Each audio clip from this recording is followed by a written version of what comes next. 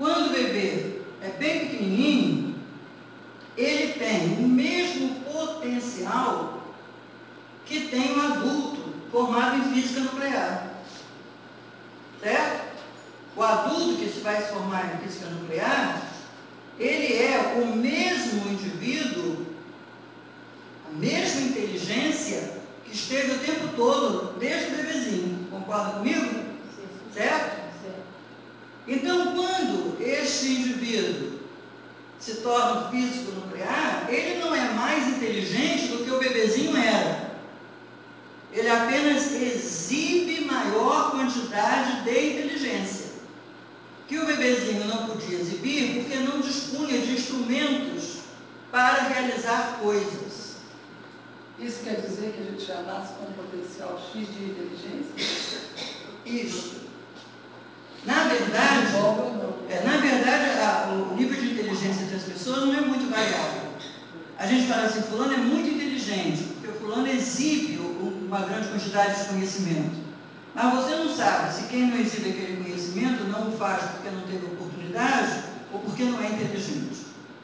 A ciência acredita que todos os seres humanos, aos quais se pudesse oferecer as mesmas condições de aprendizagem, ficariam numa faixa muito estreita de produção, desde que não haja perdas anatômicas ou fisiológicas em relação ao sistema nervoso central, né? Então, entenderam o que eu falei até agora?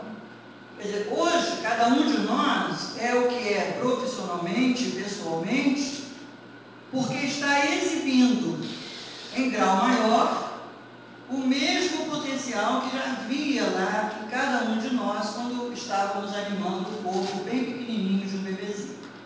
Então, esse mesmo princípio inteligente que se manifesta hoje em nós, na nossa condição de espíritos, na nossa condição de reino hominal, com toda essa gama de coisas que nós podemos fazer, um dia não exibiu todo esse potencial. Um dia exibiu uma ínfima parte desse potencial. Então, o princípio inteligente, ele vai animando diferentes organizações materiais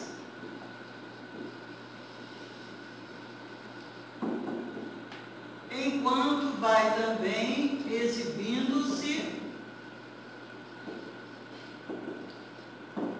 em maior grau. Está fazendo sentido, gente?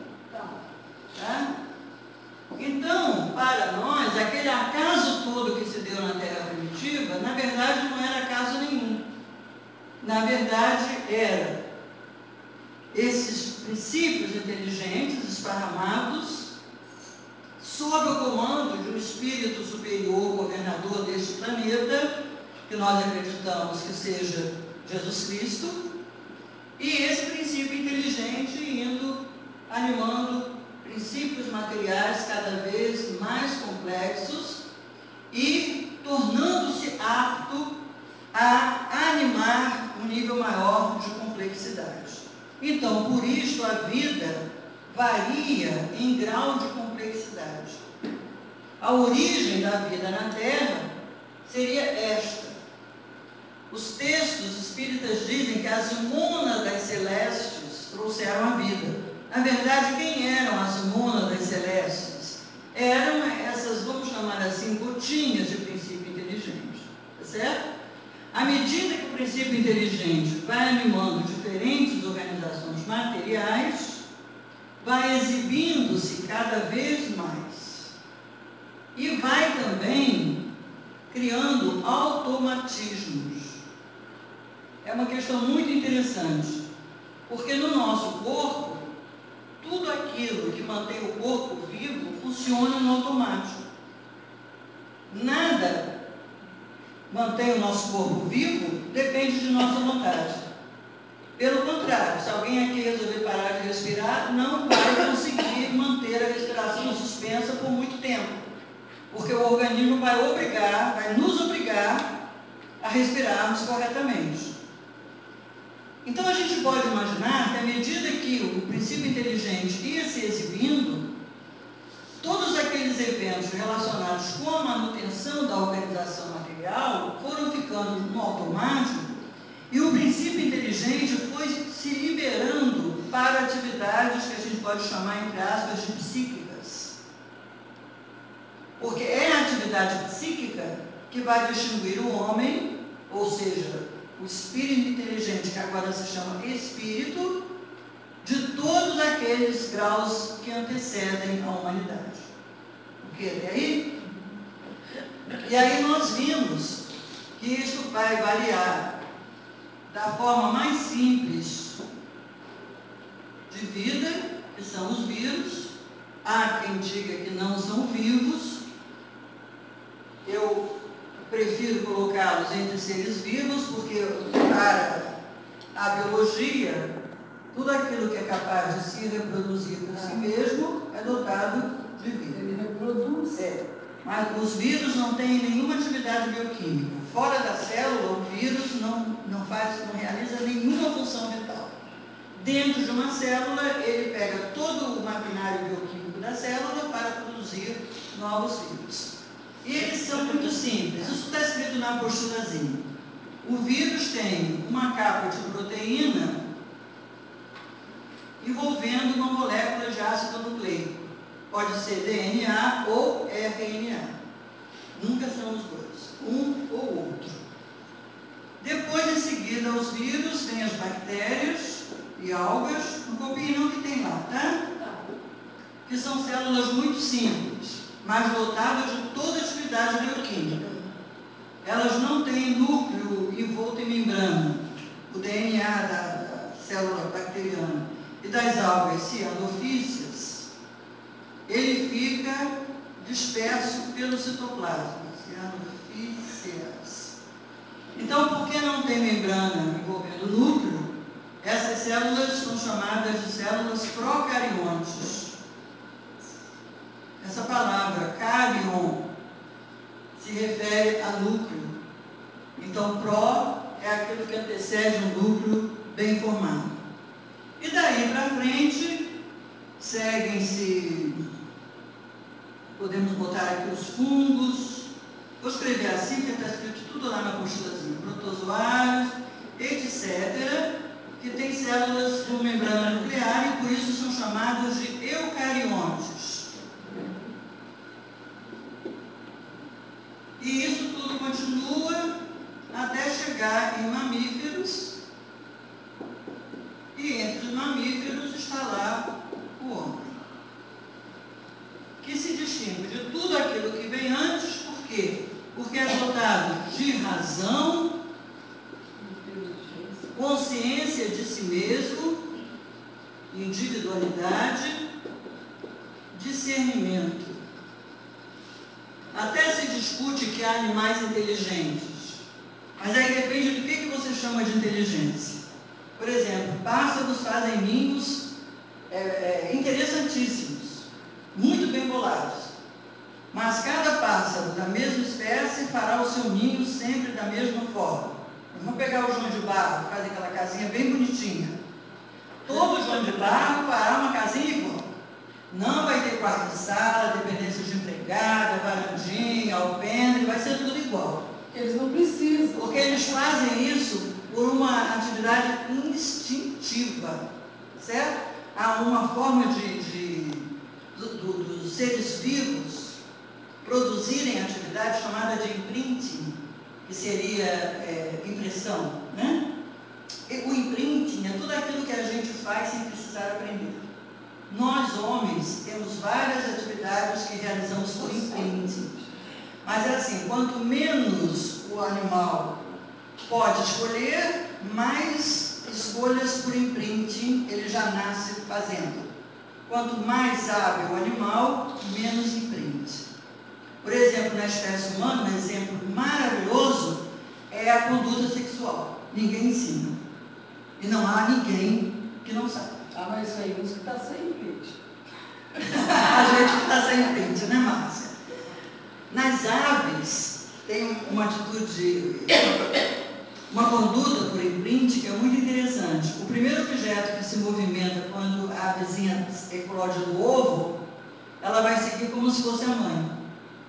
Claro que no galinheiro, em condições normais, O patinho, a primeira coisa que ele vê são os pezinhos da pata, o pintinho são os pezinhos da galinha. Mas, por exemplo, em laboratório, bota-se um monte de ovos numa chocadeira e quando eles começam a eclodir, joga-se uma bola no terreiro. E para onde a bola for, eles vão. Ou então substitui a bola pelos pés de bota de um dos pesquisadores. Então eles estão quietinhos. Entra o homem lá e começa a andar, eles vão atrás. Certo? Então a gente tem que entender que a natureza vai dotando os seres vivos de tudo aquilo que eles precisam para sobreviver. Por quê? Porque eles não realizam nenhum aprendizado.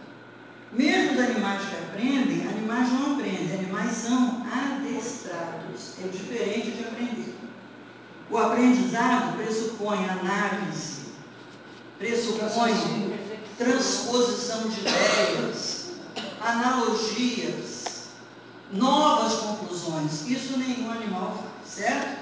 Então, quando o princípio inteligente vai caminhando por aí, ele vai deixando a vida orgânica cada vez mais no automático e vai surgindo cada vez mais uma vida mental, uma vida psíquica, certo?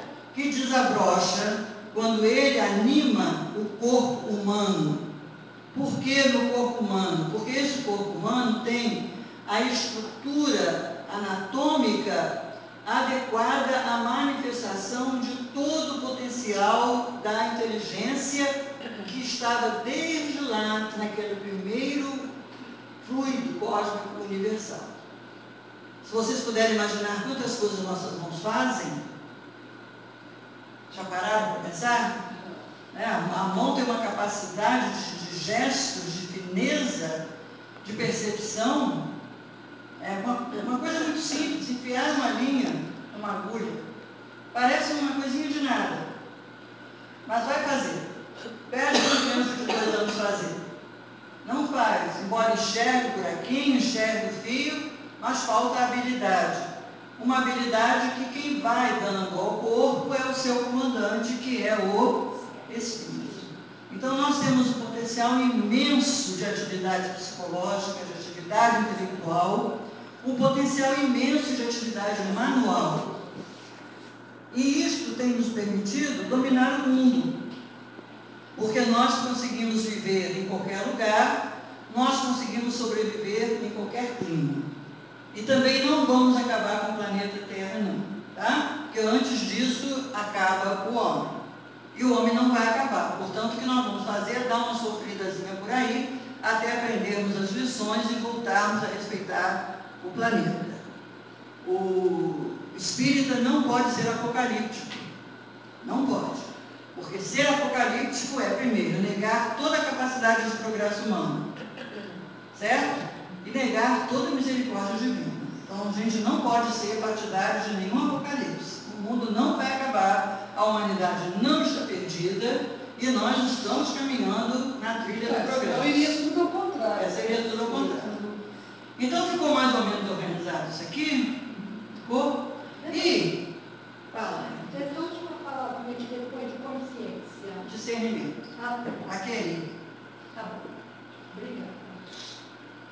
Então, à medida que esses seres foram sendo estudados pelo indivíduo racional, que era o homem, ele colocou tudo que havia nessas 3 categorias.